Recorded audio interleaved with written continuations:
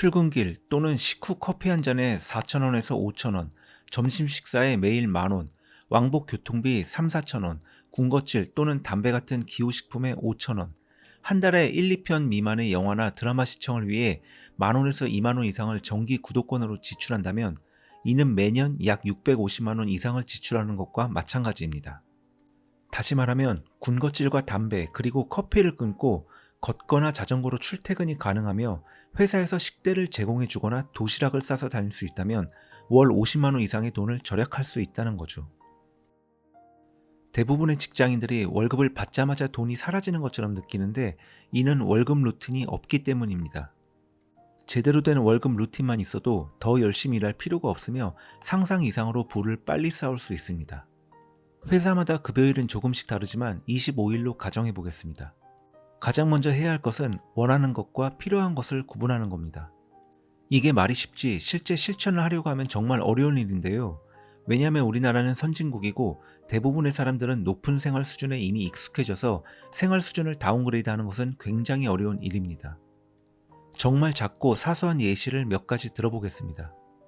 유튜브를 시청하다 보면 시작 지점이나 중간에 광고가 나옵니다. 가끔 스킵도 못하는 광고 나오면 정말 짜증나는데 유튜브 프리미엄 구독을 하면 더 이상 광고를 안 봐도 됩니다. 그러나 매달 15,000원 정도를 결제해야 합니다. 이게 한 번 프리미엄 구독을 하다가 결제를 멈추고 원래대로 광고 시청을 하게 되면 정말 답답하거든요.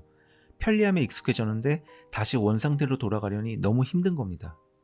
각종 스트리밍 서비스, 게임 패스, 뮤직 스트리밍 등 사소해 보이지만 이런 작은 즐거움들은 장기적으로 볼 때 경제적 자유를 계속 빼앗는 것들입니다. 지금 보이는 것들 중 해당되는 것이 없더라도 최근 6개월간의 신용카드나 계좌를 확인해 본 뒤 종이를 반으로 나눠서 지난 6개월 동안 소비되었던 것들 중 자신이 원했던 것과 진짜로 필요했던 것을 하나씩 나열해서 써보시기 바랍니다. 생각지도 못한 것에 돈이 낭비되고 있다는 것을 발견하고 스스로 놀라실 수도 있습니다. 중요한 것은 원하는 것이든 필요한 것이든 간에 일회성 구매는 그냥 스킵해 두시고 매달 또는 매일매일 반복적으로 지출되는 항목에 집중해 주시기 바랍니다. 이 니드 항목에 들어가야 할 것은 예를 들자면 집세라든지 공과금, 휴대폰, 인터넷 비용, 식비 같은 것이어야 합니다. 구분하기 애매한 품목이 있다면 이것이 없을 때 단지 불편하게만 한 건지 정상적인 생활 자체가 불가능한 건지를 생각해 보시고 정상적인 생활이 가능하다면 니드가 아닌 원트 항목에 넣어야 합니다.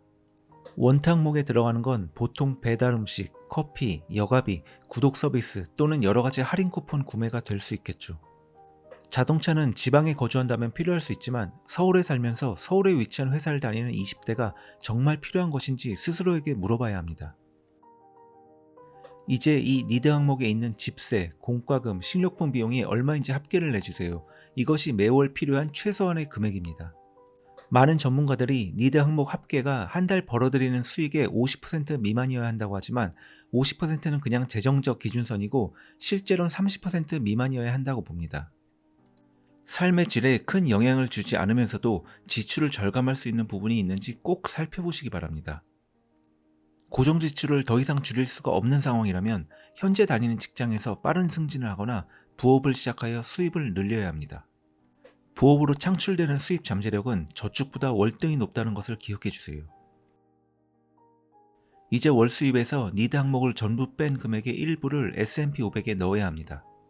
일부 사람들은 남은 돈 전부를 투자하라고 하는데 이건 실제로 부를 쌓는데 큰 도움이 되지 않습니다. 남은 돈 50%를 전부 투자하는 것보다 25%만 S&P 500에 정기적으로 넣는 것이 훨씬 좋습니다. 별도의 계좌를 꼭 만드시고 이왕이면 월급 당일날 넣으시는 것을 추천드립니다. 돈이 스스로 일하게 하라는 말 많이 들어보셨을 겁니다. 그리고 이 원칙과 정반대로 행동하는 것이 바로 적금 가입과 전세입니다. 이 두 가지는 대표적으로 돈을 몇 년간 움직이지 못하게 묶어두게 되니 가능한 피해 주시기 바랍니다. 제 아무리 좋은 투자 기회가 와도 돈이 묶여있는 한 그 기회를 잡지 못하게 됩니다. 돈을 묶어놓는 건 부를 쌓는 목적에 완전히 어긋나는 길이라는 것을 꼭 기억해 주시기 바랍니다. 이제 마지막으로 남아있는 25%의 돈은 어떻게 하면 좋을까요? 이 금액은 그냥 일반 계좌에 남겨두시는 것이 좋습니다. 사람이 살다 보면 현금이 필요할 때가 반드시 생기는데 무리한 투자로 인해 소액만 수중에 보유하고 있다면 기껏 투자해놓은 금액을 다시 회수할 가능성이 대단히 높습니다. 매달 지출되는 비용의 5배에서 6배 정도의 현금, 즉 5, 6개월치 생활비를 현금으로 보유하고 있는 것이 이상적입니다. 그리고 이만큼의 현금을 보유하고 있다면 이후로는 투자에 더 많은 돈을 할당할 수 있게 됩니다. 투자에 할당할 수 있는 금액이 높아지면서 투자에 더욱 관심을 갖게 되는데 딱 2가지만 기억해 주시기 바랍니다. 첫째, 누군가 여러분에게 보장된 수익을 올릴 수 있다며 투자 권유를 한다면 반드시 그 사람으로부터 도망치시기 바랍니다. 그리고 둘째, 수많은 사람들이 열심히 투자 공부를 하며 연 8%에서 10% 이상의 수익을 원하지만 그 전에 매년 지불해야 하는 이자가 얼마인지 계산을 해보셔야 합니다. 매달 버는 수입의 20% 이상을 이자 갚는 데 써야 하는 상황이라면 투자보단 부채를 갚는 것에 우선순위를 두셔야 합니다. 월 수입의 20%를 이자 갚는 데 사용한다는 의미는 이 부채가 없다면 월 20%의 수익이 보장된다는 의미입니다. 따라서 이자가 높은 부채가 있다면 무리를 해서라도 우선 상환하는 데 사용하는 것이 좋습니다.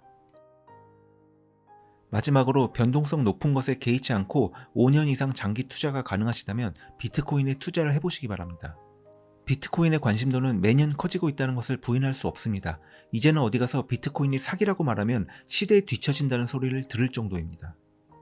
저는 개인적으로 비트코인의 장기적인 잠재력을 믿기 때문에 투자 포트폴리오의 약 5%를 할당하고 있으며 높은 변동성에 흔들리지 말고 S&P 500처럼 매달 소수점 이하로 조금씩 꾸준히 매수하면 5년 뒤 가장 큰 성장률을 보일 가능성이 높은 자산 중 하나이기도 합니다.